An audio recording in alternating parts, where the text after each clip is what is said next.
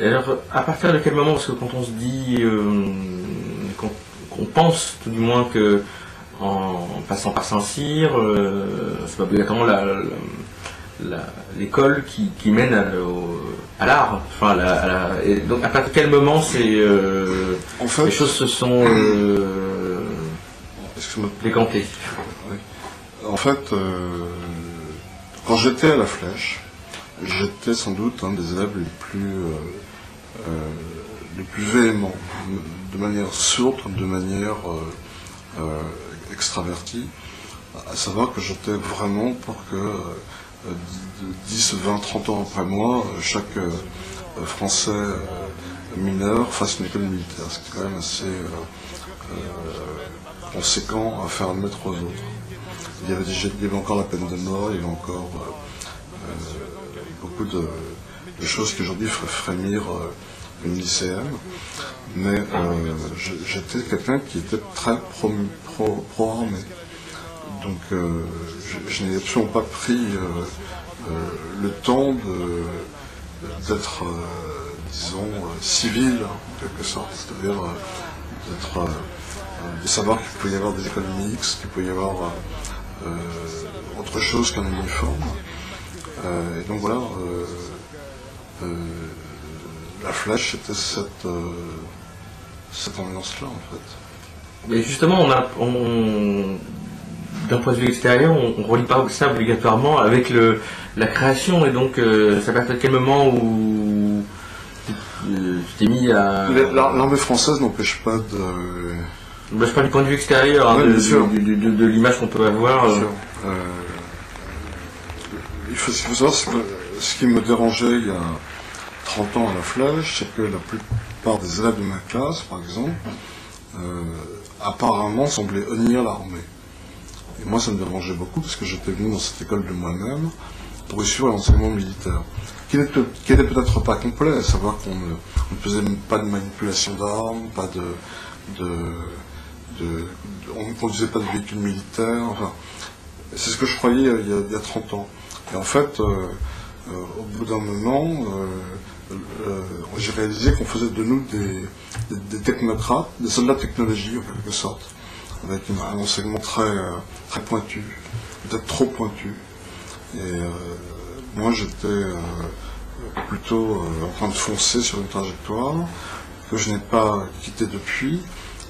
Et donc cet enseignement militaire, je le vis encore aujourd'hui au jour le jour. C'est-à-dire que ça va de mes problèmes domestiques, de mes contingences matérielles à l'art en particulier. Je pense qu'un artiste, justement, c'est quelqu'un qui sublime ou qui galvanise, et de ce point de vue, je continue à aller dans ce sens. Il n'y a pas de contradiction, je crois pas. En tout cas, c'est comme, tu sais, tu me demandais tout à l'heure à propos de Sainte-Croix ce que j'en regardais. Il me semble que dans la vie, en fait, on a plusieurs étapes. Donc, Sainte-Croix, c'était le côté spirituel, en fait. Les écoles militaires, ce qui pouvait être de la camaraderie, ce qu'il est toujours, parce que je pense à mes disciples de temps en temps, quand même. Et ensuite, lorsque j'ai intégré Saint-James, en sortant de Saint-Cyr, une école mixte, un lycée public, un ELI, c'était plutôt pour le plaisir, en fait. Et alors, dans ta vie, il y a des rencontres qui sont assez importantes, et je crois que la rencontre avec Auguste Darnel, alias Kid Créole, oui, est quelqu'un qui, quelque part,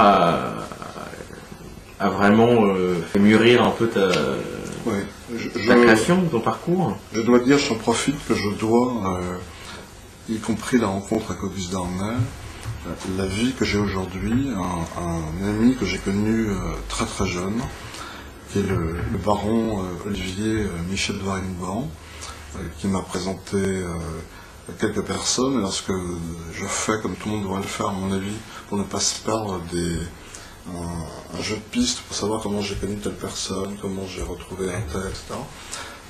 La vie que j'ai aujourd'hui, le fait que toi qui sois en face de moi, je le lui dois. Je vais te donner quelques noms, je vais te demander de répondre en quelques mots à ces quelques noms. Donc Auguste Dernel, alias Guy Créole. Alors Auguste, une personne qui à mon avis est un véritable martyr, parce qu'en fait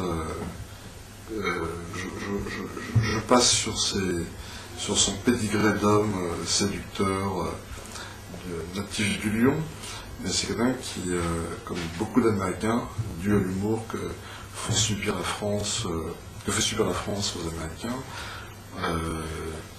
une sorte de martyr, quelqu'un qui est obligé d'endosser un rôle qui n'est pas le sien, ou qui si le sien est fortement assaisonné de mayonnaise et de moutarde, plus que de ketchup.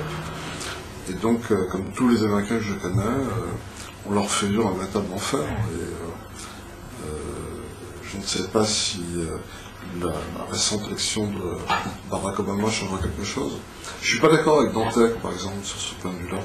Je pense que Dantec dit que le contraire, en fait, que ce sont, enfin, plutôt nous fait comprendre que Européens, Français, de métropole d'ailleurs, sont des tapettes qui finalement n'ont pas le courage de pouvoir vivre ce que peut représenter le rêve américain. J'ai ma part dans le rêve américain, mais j'ai aussi conscience en tant que psychologue même amateur que les Américains sont poussés à bout. Ils sont poussés à bout dans des proportions quotidiennes, extrêmement prégnantes.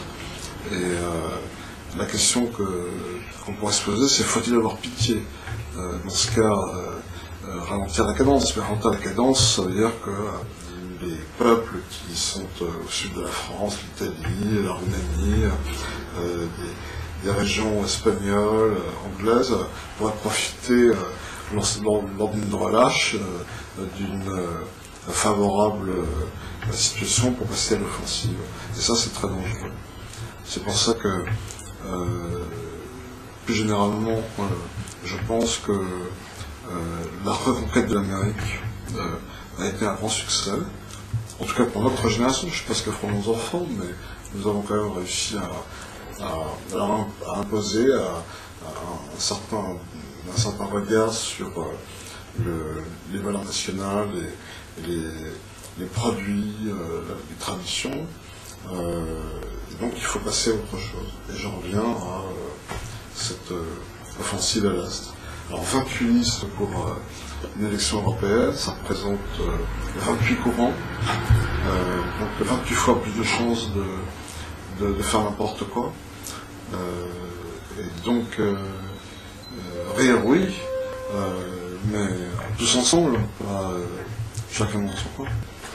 Et alors pour finir, deux personnes d'un coup, après une marche, Bertrand Burgalat, puisque, rappelons-le, tu as participé au New Morning, ce qui était un des derniers concerts, concert d'adieu, tout du moins bien sûr pour la scène, de Bertrand Burgalat. Donc, Écoute, tu me rassures que ce soit pour la scène. Précisons-le. Parce qu'effectivement, on pourrait avoir une ambiguïté quand on parle d'adieu. J'en profite pour faire un salut amical au Chevalier Bertrand, récemment décoré. C'est un ami de 1982, que j'ai connu lorsque il habitait un splendide et rutilant appartements dans le 17e arrondissement, avec qui je me suis entendu presque tout de suite pour une forme d'idée qu'on pouvait avoir sur la France, sur la presse également, un moyen pour faire parler de la France. Et Bertrand m'a permis de faire ma première parution dans un organe de presse.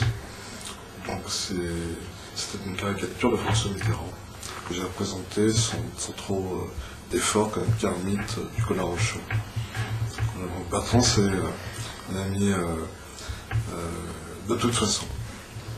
Après le march, par contre, je ne la connaissais pas. Et il y a des airs qui me touchent beaucoup, comme par exemple le fameux Sometime When I'm Stretched, quelque chose comme ça. C'est ça. Je lui ai fait compliment, je lui ai dit qu'elle avait même une danse prochain érotisme, ce qui me fait très plaisir. Maintenant, tu sais comme moi que les engagements en matière de sentiments n'en sont pas vraiment, et qu'on n'est pas attiré par quelqu'un. Je ne me prononcerai, peux pas me prononcer, je ne me prononcerai. Ne la connaissant pas suffisamment. Voilà. Très bien. Eh bien, écoute, je te remercie. Et puis, j'invite les internautes à visiter ton site, où ils pourront trouver cette publication qui s'appelle E-Météor, qui est un petit peu le reflet de... Je crois qu'il y a une urgence.